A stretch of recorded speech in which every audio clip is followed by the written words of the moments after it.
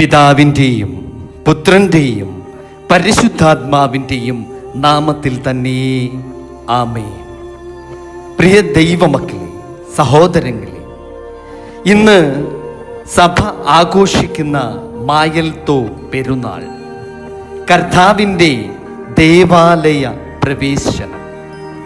വിശുദ്ധ ലൂക്കോസ് എഴുതിയ സുവിശേഷം 2-ാം അധ്യായത്തിൻ്റെ 22 മുതൽ 40 വരെയുള്ള തിരുവചനത്തെ ആസ്പദമാക്കി ഒരു ധ്യാന സന്ദേശം.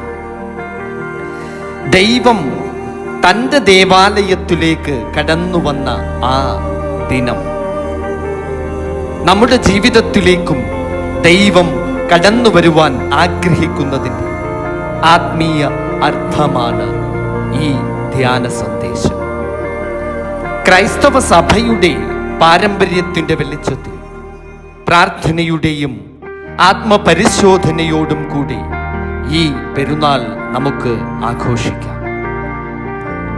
പ്രാർത്ഥനാപൂർവം ഈ സന്ദേശം കാണുവാനും ഇത് മറ്റുള്ളവരിലേക്ക് എത്തിക്കുകയും ചെയ്യുക.